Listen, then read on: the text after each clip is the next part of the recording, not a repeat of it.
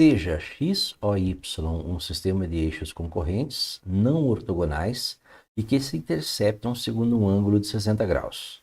Podemos afirmar que a distância entre os pontos A, 2, 5 e B, 7 menos 8, neste referencial é letra A, 10 elevado a meio, letra B, 16, letra C, 194 elevado a meio, letra D, 129 elevado a meio, letra E, 25. Vamos representar aqui um sistema de eixos, né? Começando aí pelo nosso sistema de eixos conhecidos. Perceba que nós temos o eixo X, o eixo Y, formando um sistema X ou Y de eixos perpendiculares. No nosso exemplo, nós vamos ter a mesma coisa, porém, um eixo que vai ser o equivalente ao nosso eixo X, um outro eixo que vai ser equivalente ao nosso eixo Y, né? Um X ou Y. Porém, entre esses eixos, nós vamos ter um ângulo de 60 graus. Lembra que quando nós marcamos um ponto qualquer no nosso sistema de referência, x ou y perpendiculares, nós encontramos esse ponto através de linhas paralelas, né? A coordenada x é obtida por uma linha paralela ao eixo y, a coordenada y é obtida por uma linha paralela ao eixo x. Nós vamos usar a mesma coisa para marcar os pontos A e B no nosso sistema que forma um ângulo de 60 graus. Nós vamos ter aí o nosso eixo X, o nosso eixo Y, formando um ângulo de 60 graus, o nosso ponto A, que é o ponto x igual a 2 e y igual a 5.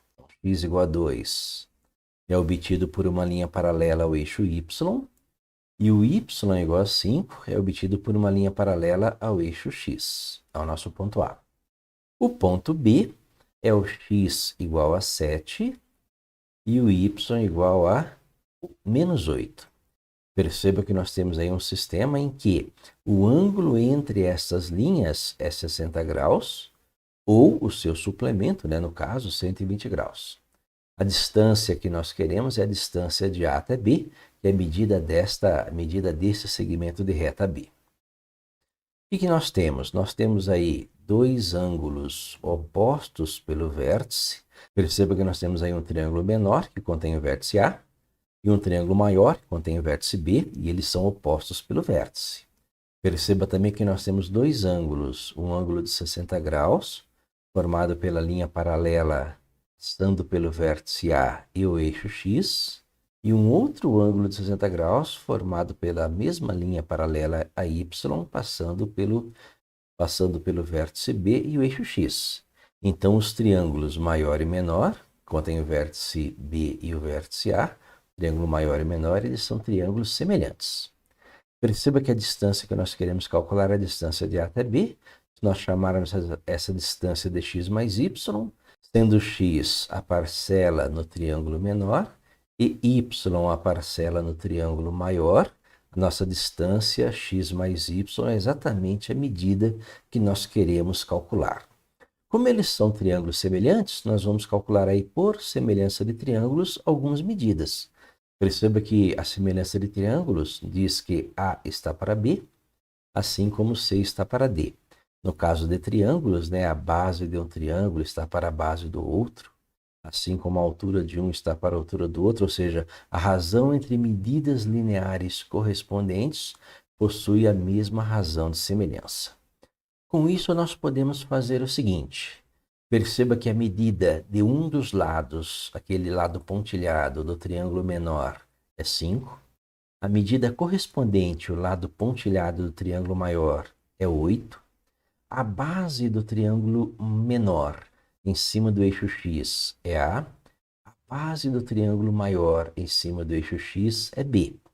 Pela razão de semelhança, nós temos que a base do triângulo menor A está para o seu lado pontilhado 5, assim como a base do triângulo maior B está para o seu lado pontilhado 8. Multiplicando em cruz, nós temos que 8A é igual a 5B, B igual a 8A sobre 5. Perceba que a soma A mais B corresponde à distância do x igual a 7 até x igual a 2, ou seja, A mais B é igual a 5. Nós começamos no x igual a 2 até o x igual a 7, então A mais B corresponde a 5 unidades. Se o B é 8A sobre 5, eu tenho uma equaçãozinha que me permite calcular o valor de A. O valor de A vai ser, tirando o mínimo múltiplo comum, 8 mais 5, 13, multiplicando em cruz 25, o A é igual a 25 sobre 13. Perceba que nós temos mais uma medida agora do triângulo menor. Nós sabemos que o A é igual a 25 sobre 13. Para calcular os valores de x e de y, usando aí a razão de semelhança entre os triângulos maior e menor, nós precisamos achar o valor de x ou de y. No triângulo menor, nós temos um lado medindo 5, o outro lado, A, medindo 25 sobre 13, o ângulo entre eles 60 graus e o x é o lado oposto a esse ângulo. Com isso, nós podemos usar a lei dos cossenos, que diz que um lado oposto, c², é igual a quadrado mais b², os outros dois lados, menos 2 vezes a vezes b vezes o cosseno do ângulo formado por esses dois lados, que é exatamente o que eu tenho nesse triângulo menor. Então, nesse triângulo menor, eu tenho que x² é igual a ao quadrado, mais 5 ao quadrado, menos 2 vezes a vezes 5, vezes o cosseno de 60.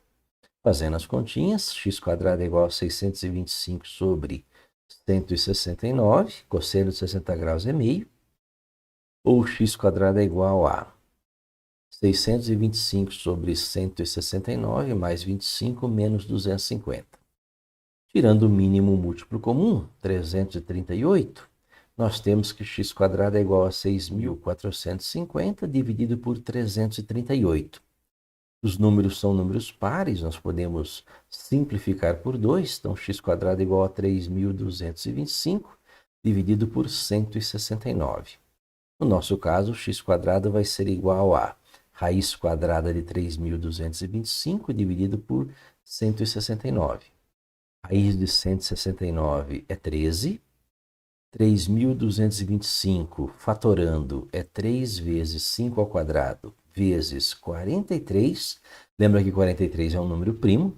Então, o nosso x vai ser igual a 5 vezes a raiz de 129, que é 43 vezes 3, que eles não saíram da raiz, dividido por 13. Perceba que nós temos agora o valor de x. Tendo o valor de x e sabendo que são dois triângulos semelhantes, nós podemos calcular o valor de y. Perceba que nós sabemos agora que o x é 5 raiz de 129 sobre 13. E sabemos também que o x está para 5 medidas no triângulo menor, assim como y está para 8, as medidas correspondentes no triângulo maior. Multiplicando em cruz, nós temos que o y, que é o que nós queremos saber, é 8x sobre 5. Então, o y é 8 vezes 5, raiz de 129 sobre 13, tudo isso dividido por 5. O nosso y é 8 vezes raiz de 129 sobre 13, simplificando a expressão. Lembra que a distância que nós queremos é a soma, né? X mais y. Então, nós temos 5 raiz de 129 sobre 13, mais 8 raiz de 129 sobre 13, que vai dar 13 vezes raiz de 129 sobre 13, que é a raiz de 129. Lembra que a raiz de 129 é 129 elevado a meio, é uma potência de expoente racional. Essa potência de expoente racional aparece na letra D, que é a resposta dessa questão.